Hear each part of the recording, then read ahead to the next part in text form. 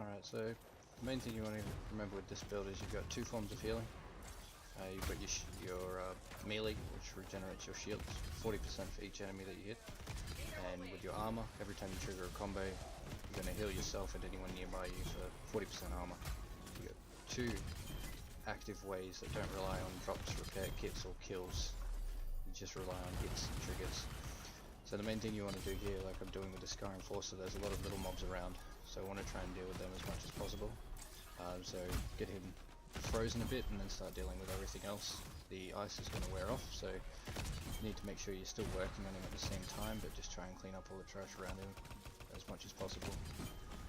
The main rotation that I usually do is I start off with a roundness to trigger the acid and fire, detonate that, then go straight into ice to freeze them, detonate that, then go and hit them with a melee, because as soon as you use your ice grenade, or any grenade, no matter, your melee gets extra damage, so it's a nice little bonus. So rounders, detonate, ice, detonate, melee, detonate, rinse and repeat over and over again. And you see here I've got an enforcer. After this one, yeah, here comes the hunter. So the hunter's a bigger priority for me, not the enforcer, because I can keep him frozen. The hunter hurts a lot. So you use the terrain as much as you can too.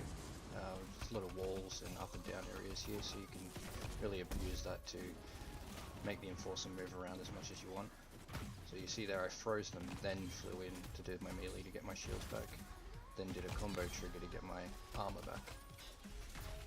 So now my biggest priority is keeping the elite frozen, but also working on the hunter at the same time. So I want to try and keep them reasonably close together so they both get hit by the grenade, but mainly focusing on the hunter here, and just making sure that there's always something between me and the enforcer so he can't flame me. But yeah, just standard combos, get your acid up with your rounders, which will also put on the fire, detonate the fire, throw your ice grenade, detonate the ice, then go on melee. I find if you don't have multiple charges, you don't want to just go fire ice, because you're not going to have enough gear speed on your ice grenade to bring it back quick enough. That's why it's handy to chuck that melee in between and give yourself a little heal.